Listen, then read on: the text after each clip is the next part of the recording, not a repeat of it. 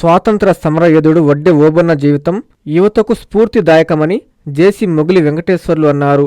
నెల్లూరు కలెక్టరేట్లోని తిక్కన ప్రాంగణంలో వెనుకబడిన కులాల సంక్షేమ శాఖ ఆధ్వర్యంలో వడ్డే ఓబన్న జయంతి ఉత్సవాలు ఘనంగా నిర్వహించారు. ఈ కార్యక్రమానికి జిల్లా జాయింట్ కలెక్టర్ మొగిలి వెంకటేశ్వర్లు ముఖ్య అతిథిగా పాల్గొని ప్రసంగించారు. 1857 స్వాతంత్ర సమరానికి ముందే బ్రిటిష్ పాలనకు వ్యతిరేకంగా పోరాడిన మహనీయుల్లో వడ్డే ఓబన్న ఒకరన్నారు. వడ్డే ఓబన్న 1807 జనవరి 11న నంద్యాల జిల్లా సంజామల మండలం నొస్సం గ్రామంలో జన్మించి రైతులు, పేద ప్రజల హక్కుల కోసం నిరంతరం పోరాడిన ధీరుడని తెలిపారు. రైతుల హక్కులు, సామాన్యుల న్యాయం కోసం ఆయన చేసిన పోరాటం నేటి తరానికి ఒక గొప్ప స్ఫూర్తిగా నిలుస్తుందన్నారు. అనంతరం జేసీతో పాటు ప్రజాప్రతినిధులు, అధికారులు, వడ్డెల సంఘ నాయకులు వడ్డే ఓబన్న చిత్రపటానికి పూలమాలలు వేసి ఘనంగా నివాళులు అర్పించారు. ఈ కార్యక్రమంలో జిల్లా స్థాయి అధికారులు, సిబ్బంది పాల్గొన్నారు.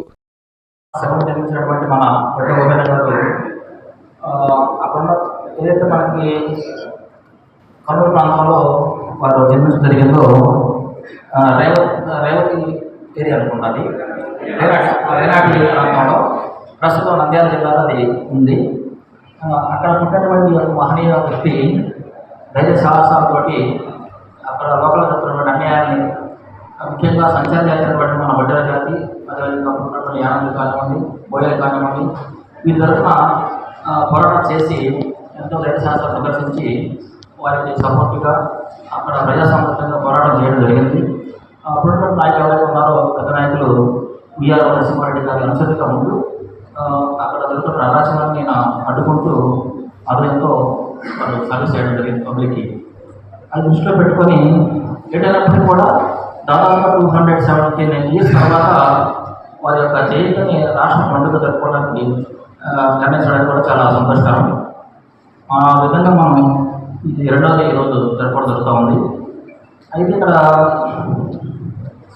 జయంతి వరకు జరుపుకోవడం కన్నా కూడా వారి ధైర్య సాహసాలు, వారి పోరాట పటిమ ఇవన్నీ కూడా భవితరాలు తీసుకెళ్ళి వారి గొప్పతనాన్ని తెలియజేస్తే, అదేవిధంగా మనం అంటే చదువుకునేటువంటి ఏవైతే ఉన్నాయో వారు కూడా ఈ యొక్క ప్రజాస్వామ్య పాలనలో కూడా మంచిగా పాటించడానికి కూడా అవకాశం ఉంటుంది. కాబట్టి ఆ విధంగా వాటిని స్ఫూర్తించే విధంగా మనం ఈ యొక్క పోరాట పడిమని తెలియజేస్తుందో నేను తెలియజేస్తున్నాను.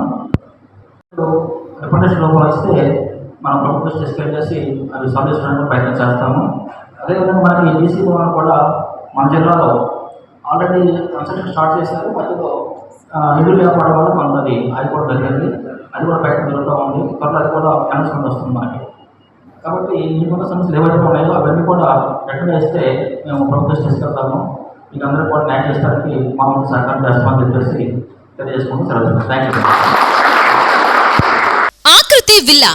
ఆకృతి విల్లాస్ వెంకటగిరి ప్రజలకు గొప్ప శుభవార్త.